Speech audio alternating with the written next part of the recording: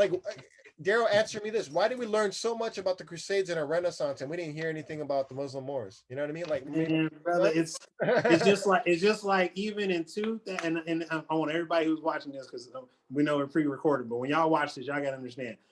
I still to this day, you have books that only have 2 pages of 2 pages of slavery, and slavery is the foundation of this country. Like it is like bar none, period.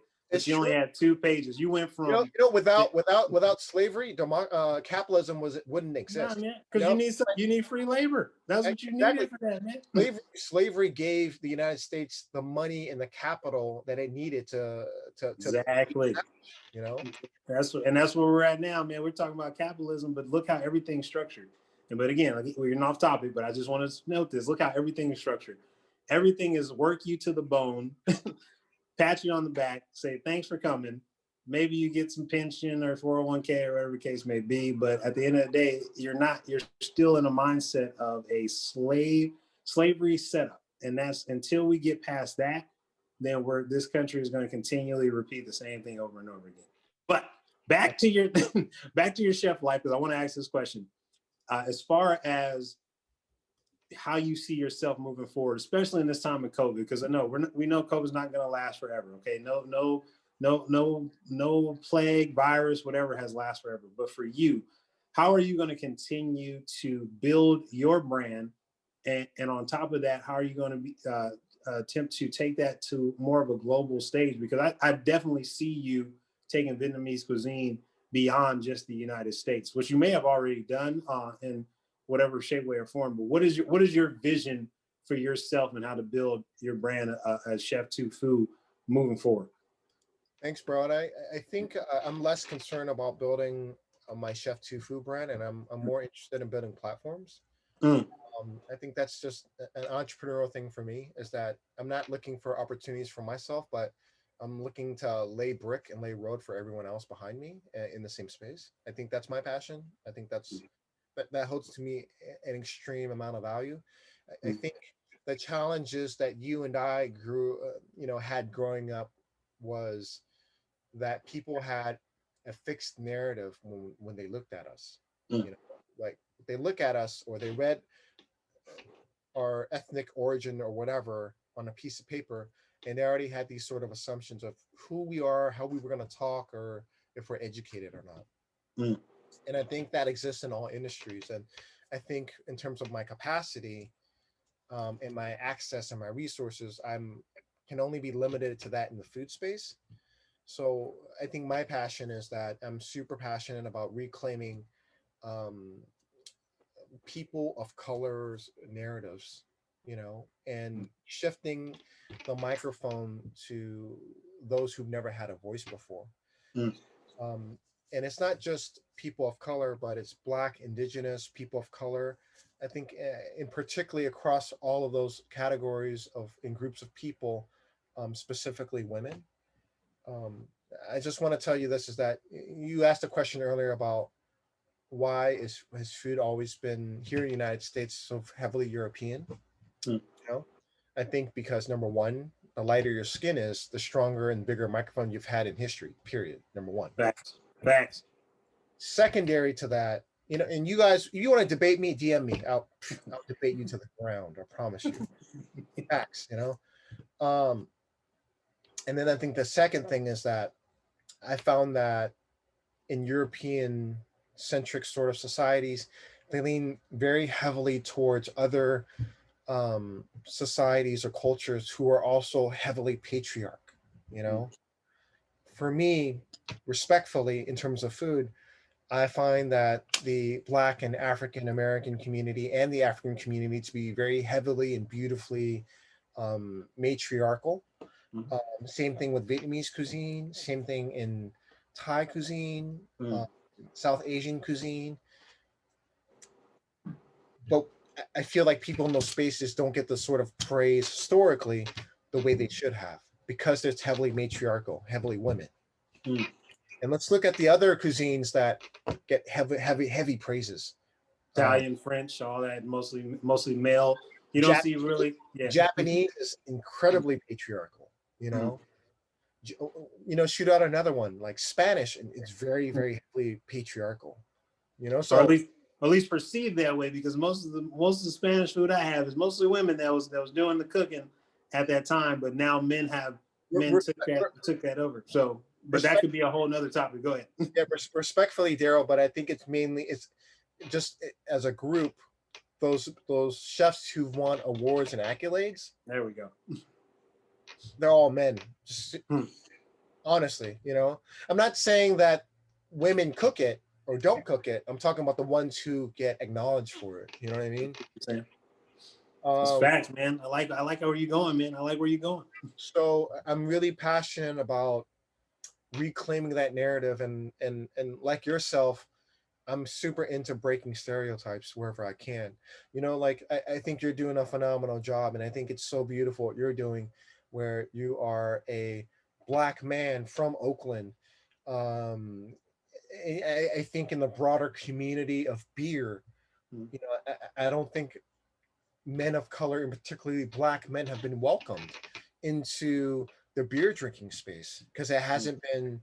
I don't think there's been a space created for black men in beer space. It's always been very White male dominated, man. We can white say male dominated, and I don't know why it's been heavily advertised and marketed that you know black men or men of color or men from Oakland or from urban areas are supposed to drink Hennessy and cognac and Remy, and right. that's about it. And Old English and Or, Colt or, four or, fives. or malt liquor, like very, like, and I like what you're doing because you're doing a justice for our youth of our generation of kids where they, we grew up. I know you and I felt growing up seeing things on TV and people who look like us, we felt the pressure to act like them, and I'm glad that we didn't. You No. know, and by you doing your one thing like this, you're opening that category for other people who are trying to identify and find themselves. And this is just for me, it's just the people, and I just want to chime in on that.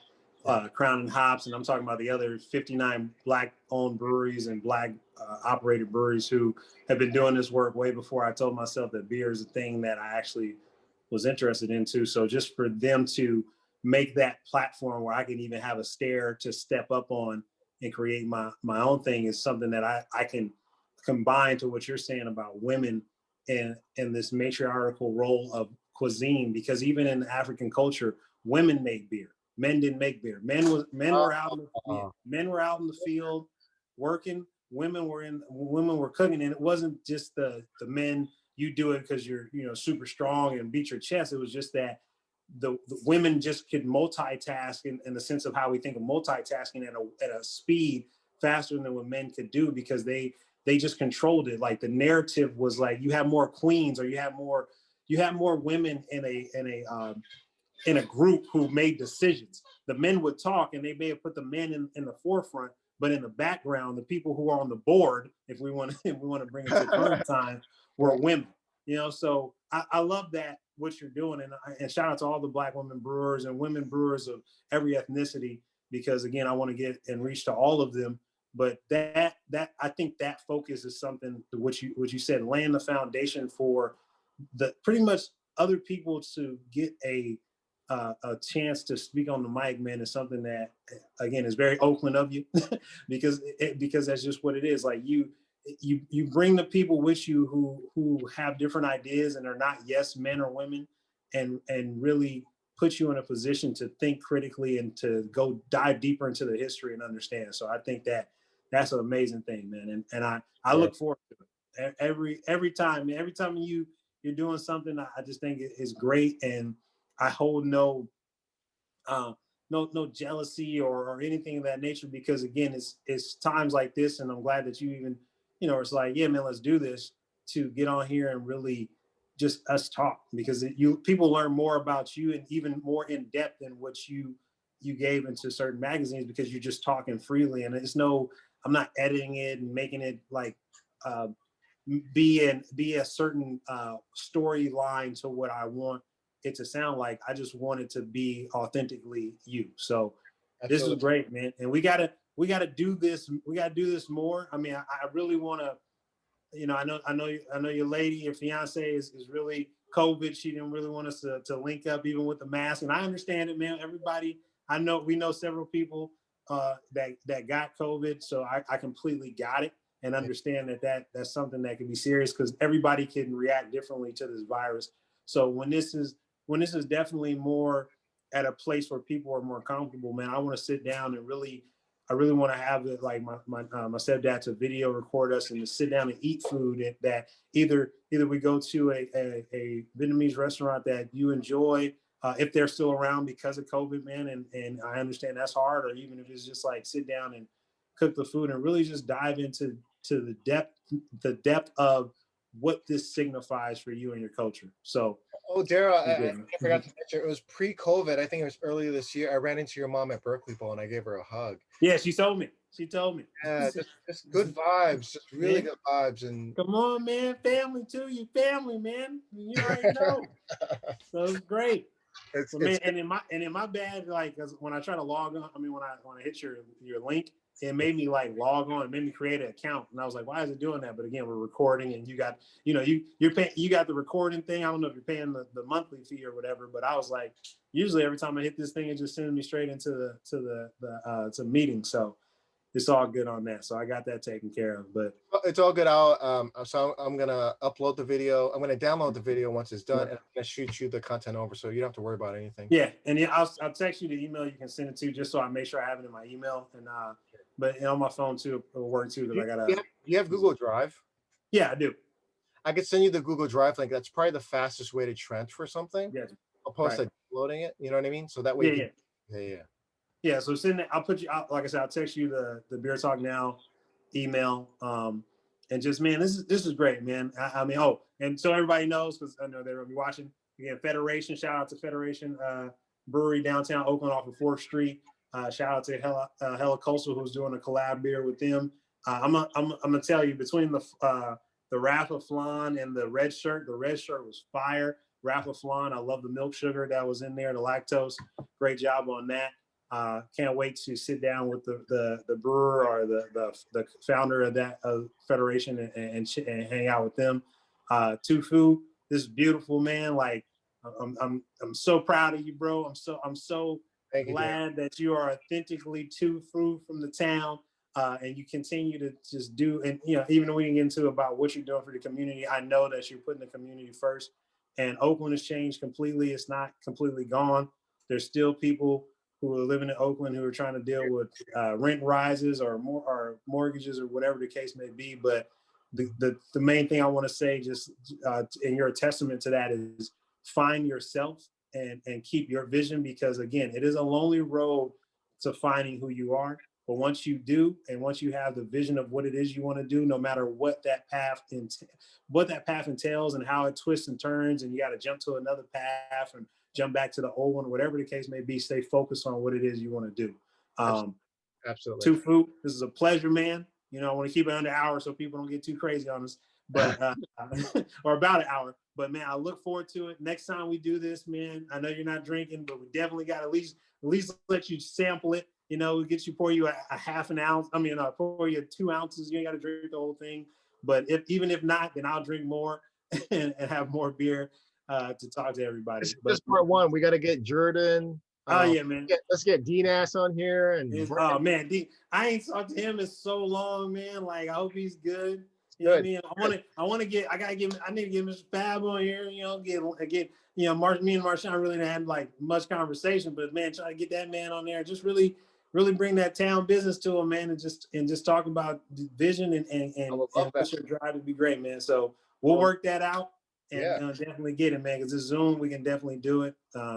But again, Beer Talk Now community, thank you for watching this. Again, this is pre-recorded, but you will enjoy it. It's info@beertalknow.com. If you want to email me, you can go to the YouTube channel, Beer Talk Now, subscribe, like. We got more videos coming. Again, I broke all episodes up into segments, but I still call them episodes because I don't want you to be trying to watch a whole hour-long episode and be like, oh man, this is too much. So I broke those up into segments. I still will upload the hour-long videos.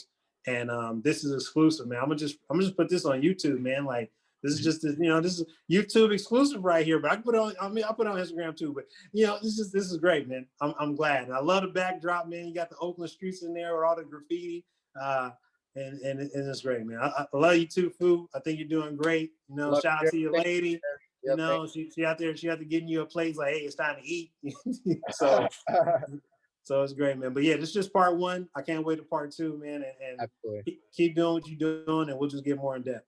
I appreciate you, D, and I'm super glad that we're still connected after all these years. And oh yeah, man. part Forever, one, bro. part two coming soon. All right, now you got to end it, I guess, because I don't know how this goes. I can leave. But I got you, brother. You're the host, so we out. Beer Talk Now community. Yeah. Peace.